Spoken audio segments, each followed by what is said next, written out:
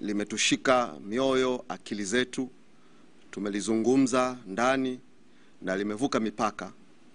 Limezungumzwa na taasisi mbalimbali za kimataifa ikiwemo Amnesty International, Human Rights Watch na mashirika mbalimbali na marafiki zetu wengine wengi tu kutoka nje ya nchi, kuhusiana na kutaka kujua yuko wapi Mdude Nyagali, ambaye tarehe 2 mwezi wa 5 alivamiwa nyumbani kwake na watu waliojitambulisha kwamba ni maafisa wa jeshi la polisi. Kwa hivyo siku ya leo tunataka tuungane na Watanzania wenzetu na wanachama wetu walioko Mbeya, kanda ya Nyasa, familia yake, kwa maana mke wake ambaye tumekuwa na mazungumzo naye katika kufuatilia jambo hili. Tunataka tuungane kwa pamoja kupaza sauti na kulizungumza jambo hili katika engo ambayo ni serious. Kwa nitaelezea na kutoa ukweli wa matukio kadhaa na maazimio yetu kama chama, nini tunakitaka, nini kifanyike kuhusiana na kupotea kwa ndugu Mdude Nyagali. Kwa ikumbuke kwamba tarehe 2 mwezi wa 5 ndugu Mdude alivamiwa nyumbani kwake mtaa wa Luanga, kata ya Iwambi, huko Mbeya mjini. Ilikuwa ni usiku wa tarehe 2 mwezi wa 5. Waliomvamia Mdude Nyagali walijitambulisha kuwa wao ni maafisa wa jeshi la polisi. Majirani walimtaarifu mwenyekiti wa serikali za mtaa ya Ivwanga, ambaye alifika eneo la tukio usiku huo. Vile vile rafiki yake Mdude Nyagali aitwaye Abdukarim Juma alifika nyumbani kwa Mdude Nyagali usiku huo baada ya kupigiwa na mke wa Mdude Nyagali, baada ya kupigiwa simu. Mwenyekiti wa mtaa usiku huo aliwapigia simu polisi, kwa maana ya OCS wa kituo cha Yunga ambacho kipo umbali wa kutoka hapo kilomita 3 kutoka eneo ambalo tukio lilitokea, kwa maana ya mahali ambapo Mdude alivamiwa na kuchukuliwa. Hata hivyo, OCS usiku ule alimjibu mwenyekiti wa mtaa kuwa yeye hawezi kwenda eneo la tukio, kwa hivyo wao, yani waanga, ndio wamfuate yeye pale kituoni. Mwenyekiti wa mtaa aliongozana na rafiki yake Mdude, yule Abdukarim Juma, pamoja na mke wa Mdude Nyagali ambaye alikuwa na mtoto mdogo mgongoni mwake. Wakaelekea paka kituo cha polisi ya Yunga, ambapo walimkuta OCS aliyewaeleza kuwa pale kituoni hana sehemu ya kuweka mahabusu, kwa hiyo hana mtu yoyote aliyeshikiliwa pale, na akawaeleza kuwa waende kituo cha polisi cha kati, Central Police, pale Mbeya mjini. Kwa baada ya kupewa taarifa hiyo, mwenyekiti wa mtaa alisema yeye anaishia pale, hawezi kwenda kituo cha polisi cha kati, yani hapo Central Police, na hivyo Abdukarim na mke wa Mdude Nyagali walilazimika kuondoka wenyewe eneo hilo la hapo Yunga na kwenda kituo cha kati cha polisi, Central Police. Walipofika kituo cha kati, walipokelewa na kueleza tukio kwa askari wa zamu, lakini walijibiwa kuwa hakuna mtu wa namna hiyo ambaye ameletwa kituoni hapo. Walisisitiza kupatiwa msaada wa polisi bila mafanikio, na hivyo wakalazimika kurudi nyumbani. Baada ya kueleza tukio lote hilo, hawakupata msaada wowote. Kwa hivyo mke wa Mdude na Abdukarim, rafiki yake Mdude, wakarejea nyumbani.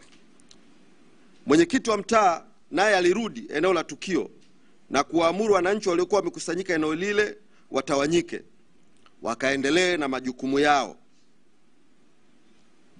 na yeye akaondoka. Alipopigiwa simu na katibu wa mkoa wa Mbeya pamoja na waandishi wa habari kuwa mbona haonekani eneo la tukio, alisema kuwa ana kikao muhimu cha Chama cha Mapinduzi maeneo ya Sabasaba, kwa hiyo naye akaondoka. Tukio limetokea kwenye mtaa wake na watu wamekusanyika kwa taharuki, na mwenyekiti huyu akawa ameenda kutoa maelekezo kwamba watu watawanyike wakafanya shughuli zao. Katibu wetu wa mkoa wa chama alimpigia mtendaji wa kata ambaye alifika na eneo la tukio, na kisha akaondoka, na kwa pamoja baadaye tena RCO wa mkoa wa Mbeya alifika eneo la tukio majira ya saa 4 hivi, akiwa sasa wameongozana na viongozi ambao walikuwa wamewafuata, wamefika eneo la tukio pamoja na watu ambao walikuwa wamekuja kuchukua sampuli mbalimbali, yani DNA kwa ajili ya kupima damu na sampuli kama sehemu ya awali ya uchunguzi wa jambo lenyewe. Sasa baada ya pale pakatokea ukimya tu. Baada ya kuchukua sampuli pakatokea ukimya, na hakuna aliyekuwa anatoa maelezo yoyote, hakuna ambaye alikuwa anajibu jambo lolote. Tarehe 3 mwezi wa 5, yani kesho yake, ofisi yetu ya chama ya kanda ilipokea taarifa kutoka kwa mmoja wa mwanachama wetu aliyejulikana kwa jina la Ezekiel Sheyo. Huyu ndugu Ezekiel Sheyo alisema kuwa tarehe 30 mwezi wa 4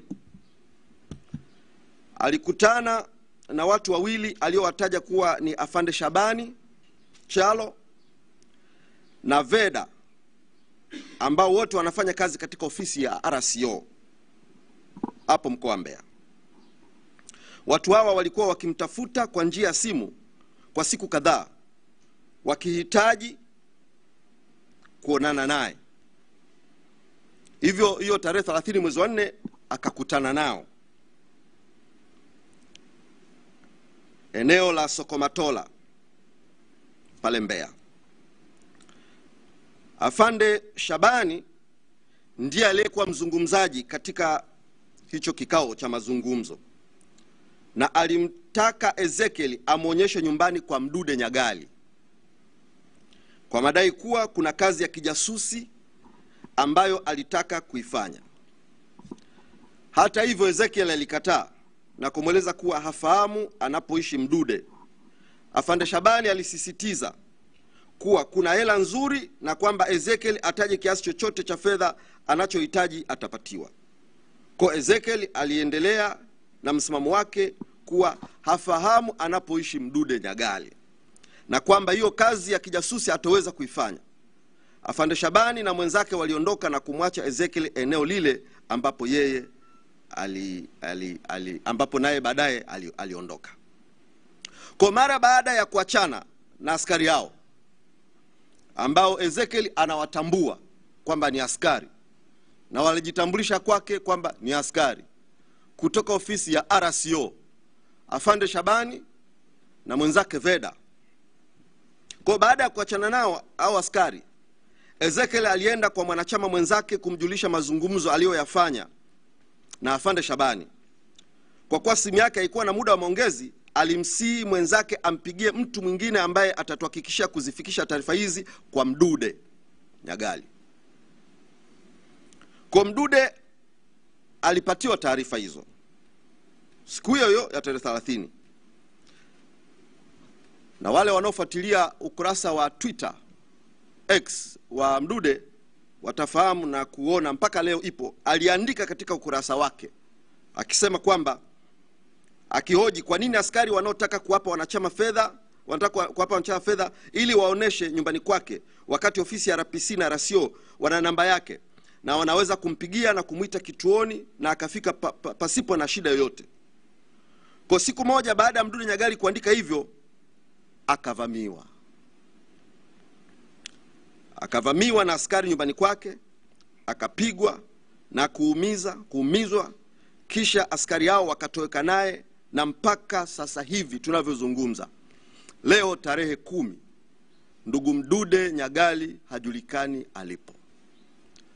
Wote tuliona video ambayo ilionyesha kutoka pale nyumbani kwake damu nyingi Na ukiangalia ile damu iliyomwagika pale nyumbani na mwendo waliotembea mpaka kumfikisha aidha kwenye gari, ile damu iliyomwagika, na humo ndani ya gari hiyo damu ambayo iliendelea kumwagika mpaka wakafika hapo walipofika, maana yake ni kwamba ndugu Mdude alikuwa amejeruhiwa vibaya sana, vibaya sana. Na hadi hivi leo tunavyozungumza, ndugu Mdude hajulikani alipo. Maisha ya Mdude yana thamani sana kwa mke wake, kwa familia yake, kwa watu wake wa Mbeya, kwa Chadema na kwa taifa hili, na kwa Mungu wake ambaye anamwabudu.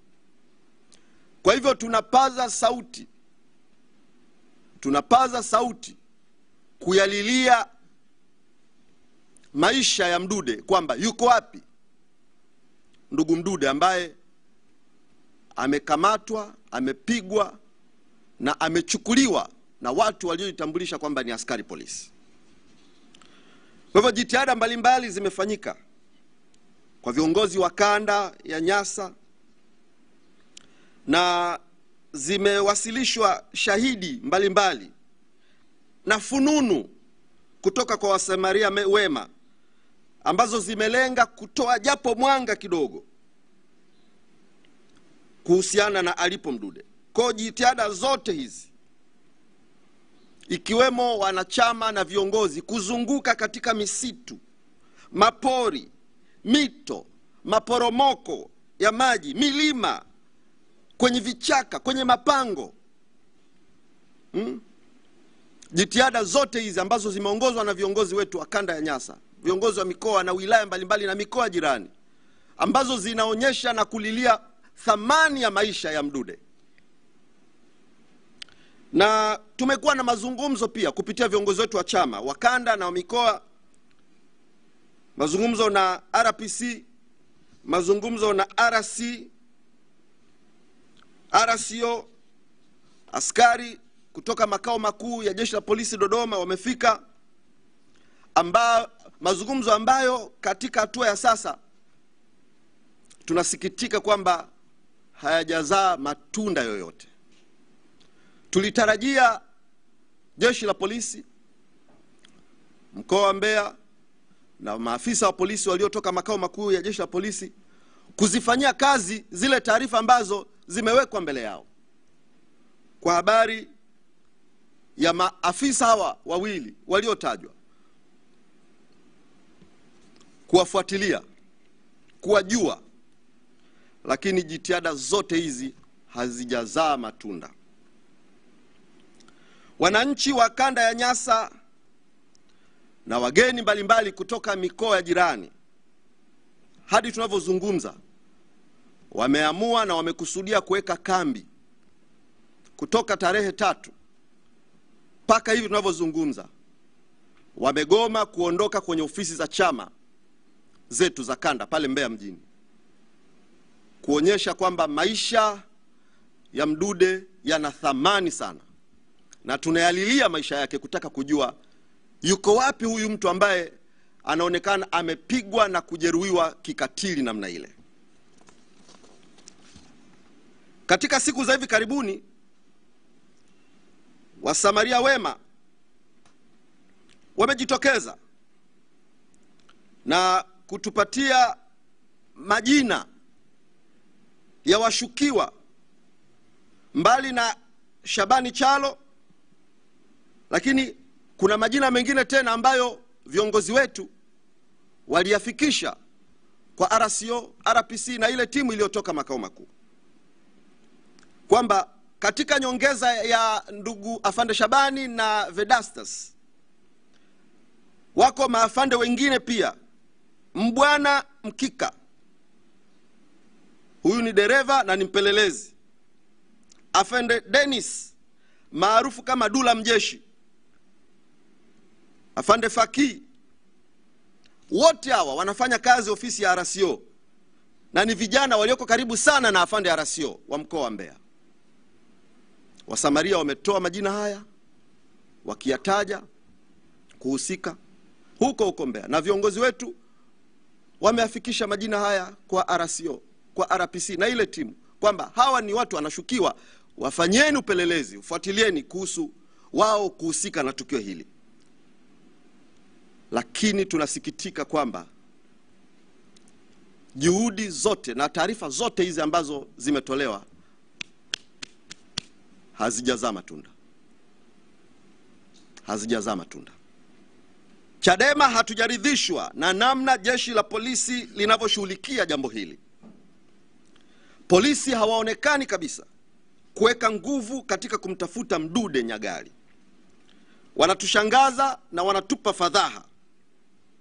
Tunapohoji kwa nini hawamtafuti Mdude, wanawekeza nguvu nyingi kumpata shahidi wa kwanza, bwana Ezekiel. Taarifa zote hizi, majina yote haya ninayoyataja, ni taarifa ambazo ndugu Ezekiel alizisema, na alizisema mbele ya vyombo vya habari. Majina yote haya ninayoyataja ni taarifa ambayo ndugu Ezekiel alisema, alirekodiwa mbele ya vyombo vya habari. Akaonyesha mpaka na namba za simu kwamba namba hii hapa ya Afande Shabani, namba hii hapa ndio walionipigia simu, nilikakutana nao na ndio wanaohusika na tukio hili. Pamoja na taarifa zote hizi kutolewa, lakini tunasikitika kwamba jeshi la polisi hawaonyeshi kabisa kuhangaika na kuwatafuta hao watu, kuanzia kwenye namba ya simu ya kwamba huyu mtu ndiye aliyempigia Ezekiel. Wafuatilie kuanzia pale, wafanye uchunguzi kuwapata watu hawa. Lakini jeshi la polisi halionekani kabisa kushughulikia jambo hili. Ni dhahiri kuna jambo ambalo polisi wanalifahamu. Ni dhahiri hata demina zao ukikaa nao, hata demina zao zinasema hivyo hivyo. Ni dhahiri kuna jambo ambalo jeshi la polisi wanalifahamu na hawataki. And of course ni ngumu kuwaeleza Watanzania nini kimetokea, kwa sababu wanafahamu jambo hili. Itakumbukwa kwamba kumekuwa na kauli mbalimbali kutoka kwa wana CCM wenye nafasi serikalini, wakiwaelekeza vijana wa CCM na wakuu wa wilaya na mikoa kuwashughulikia watu wanaoikosoa serikali. Zipo kwenye public domain hotuba mbaya, chafu, zenye kuhatarisha amani, zenye watu kujigamba kwamba sisi tuna vikundi vya chinja. Ziko hizo hotuba kwenye public domain zinazoonyesha kwamba viko vikundi ambavyo vinafanya mambo haya. Yako magenge yanayofanya mambo haya ya kishenzi. Katika nyakati tofauti, hata spika wa bunge la Jamhuri ya Muungano aliwahi kuwaelekeza vijana wa CCM kushughulika na yoyote anayemkosoa, hata mwenyekiti wa mtaa. Iko kwenye public domain. Spika wa bunge akizungumza na kuhamasisha vijana wa CCM kushughulika na mtu yoyote anayekosoa serikali, au diwani au rais. Kauli ya namna hiyo imetolewa pia na waziri wa TAMISEMI Mchengerwa tarehe 26 mwezi wa 4 kwenye mkutano wa hadhara aliofanya eneo la Sokomatola, Mbeya mjini, ambapo alimuelekeza mkuu wa mkoa na wilaya ambao walikuwepo kwenye mkutano huo kwamba wao ni wenye vitu wa ulinzi na usalama, hivyo wadhibiti chokochoko zote za ukosoaji zenye viashiria vya kuvunja amani. Na alienda mbali zaidi na kusema atakayeshindwa kufanya hivyo, basi yeye atamshauri Mheshimiwa Rais amweke mtu huyo pembeni. Ukiasikiliza maneno ya watu hawa kwa mgongo wa kuzuia chokochoko ili kulinda amani, utadhani kama ni wakweli wanadhibiti amani. Lakini matendo wanaoyafanya kwenye mgongo wa kudhibiti amani na kudhibiti chokochoko ni uharamia.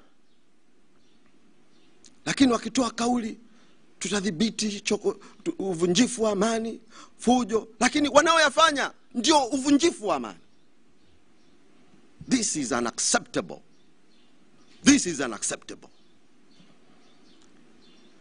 Kwa hivyo kauli hizi na matendo yanayotokea yanaashiria kabisa kuna jambo ambalo jeshi la polisi linalifahamu, na ndio maana wamekuwa wazito kushughulikia jambo hili. Siku 4 baada ya kauli hii, kauli ya Mchengerwa aliyoitoa tarehe 26 mwezi wa 4, Soko Matola, siku 4 baada ya kauli ile, mpigania haki za binadamu mwanachama wetu ndugu Mdude Nyagali akaanza kuwindwa, na baadaye akavamiwa nyumbani kwake, akapigwa na kuumizwa, na hadi tunazozungumza hivi leo hajulikani yuko wapi. Sasa Chama cha Demokrasia na Maendeleo, Chadema, chama chetu, tunatoa maelekezo na wito kwa wanachama wote nchi nzima pamoja na raia wema ambao hawafurahishwi na mwenendo unaoendelea kutusaidia kutafuta. Kwa maana sasa tunataka tuamke, tusaidiane na jeshi la polisi. Tusaidiane na jeshi la polisi kutafuta nyumbani kwa askari wote ambao wametajwa kuhusika na utekaji huu, licha ya RCO wa mkoa wa Mbeya, afande RCO wa mkoa wa Mbeya kukana kwamba hawafahamu.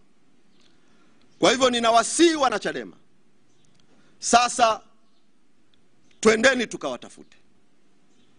Twendeni tukawatafute. Fikeni kwenye majumba yao, mkawatafute kwa taratibu nzuri tu zinazotakiwa. Nendeni kwa wazazi wao, mkawaulizie, na kwa ndugu zao mbalimbali, nendeni mkawaulizie watu hawa, kwa sababu wanajulikana na polisi wamewakana. Kwa hivyo wana Chadema wote, twende tukawatafute watu hawa, tushirikiane na jeshi la polisi. Na tunafikiri kuna uwezekano mkubwa huenda wamemficha Mdude Nyagali manyumbani mwao. Kuna uwezekano mkubwa yuko manyumbani mwao. Kwa twendeni tukawatafute. Askari ambao wananchi wameendelea kuwataja ni afande Shabani Chalo. Afande Shabani Chalo tutakutafuta. Ni afande Mbwana Mkika. Afande Mbwana Mkika tutakutafuta. Afande Dennis Dula Mjeshi. Afande Dula Mjeshi tutakutafuta. Afande Fakii na Vedastus. Afande Fakii na Vedastus tutawatafuta. Tutakuja manyumbani mwenu, kwa wazazi wenu, kwa ndugu zenu. Tutashirikiana vizuri na jeshi la polisi, tutakuja kuwatafuta.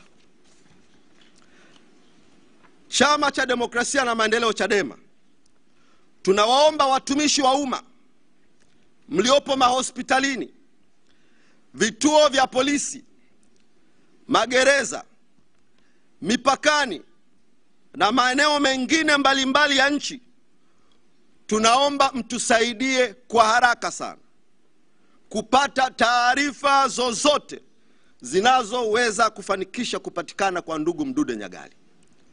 Mdude Nyagali ni mwanachama wetu, lakini ni baba, ana mke, ana watoto na ana mtoto mdogo nyumbani kwake. Wakati anavamiwa alikuwa yuko nyumbani na mke wake na mtoto mdogo. Alipigwa na kujeruhiwa mbele ya mke wake na akachukuliwa na yupo kwenye mikono ya watu waliotambulisha kwamba wao ni askari polisi. Kwa ninawaomba watumishi wa umma, mtakapopata wito huu na kujua na kupata taarifa ya kwamba Mdude yuko wapi, aidha katika maeneo haya niliyoyataja, tafadhali tupeni taarifa. Maisha ya Mdude yana thamani sana kwa mke wake, kwa familia yake, kwetu sisi Chadema, kwa taifa hili, na maisha yake yana thamani sana mbele za Mungu. Chama cha Demokrasia na Maendeleo Chadema kuonyesha sio kwa mlingano, kuonyesha kwamba maisha ya Mdude yana thamani sana, sio kwa kulinganisha kwa hiki nitakachokitaja, kwamba tumetoa shilingi milioni 10 tumeziweka pembeni kwa mtu yoyote, Mtanzania yoyote atakayeweza kutusaidia taarifa za uhakika kuhusiana na anaposhikiliwa ndugu Mdude Nyagali, Saidi Mpaluka Nyagali, taarifa yoyote ya uhakika anaposhikiliwa yuko wapi, basi tumeweka shilingi milioni 10 kwa ajili ya jambo hili. Maisha ya Mdude yana thamani sana. Ameumizwa mmoja, tumeumizwa wote. Amepotea mmoja, tutahangaika kumtafuta. Na hii ndio kanuni ya kimungu. Kondoo mmoja amepotea, unawaacha 99 unaenda kumtafuta mmoja, kuonyesha thamani. Maisha ya Mdude yana thamani sana. Kwa hiyo kama chama na wanachama tutayapigania, tutapaza sauti. Chama cha Demokrasia na Maendeleo Chadema, kwako afande IGP Camillus Wambura, tunakusihi sana. Taifa linahitaji kusikia kauli yako. Watanzania, kwa matukio kadhaa yaliyotokea, bila shaka sasa tunajiridhisha kwamba yako magenge ya uhalifu yanayofanya uharamia ndani ya jeshi la polisi. Yapo magenge ya ujambazi yanayofanya uharamia, yapo ndani ya jeshi la polisi. Matendo yanayotokea, halafu jeshi la polisi wanakana kwamba hawajahusika, hawajui. Ni dhahiri hawa watu wanaomiliki silaha, wanaokuja na kujitambulisha ni polisi na wanafahamika ni polisi, halafu jeshi lako linakana. Bila shaka sasa inatudhihirishia yako magenge ya maharamia ndani ya jeshi la polisi, wanaofanya uharamia huu dhidi ya raia kwa kisingizio cha kudhibiti chokochoko. Wao sasa ndio wanaofanya uharamia. Ninaunganisha jambo hili na uharamia uliofanyika hapa Dar es Salaam tarehe 24 chini ya afande Muliro, ambapo watu 25 walikamatwa na polisi, wakapigwa, wakavunjwa miguu na mikono, wakaenda wakatupwa, wengine Coco Beach, wengine kwenye mapori huko Mabepande, Ununio. Halafu afande Muliro anakana kwamba jeshi la polisi hawahusiki. Ni kitu cha ajabu sana. Tukio la polisi kupiga watu Dar es Salaam tarehe 24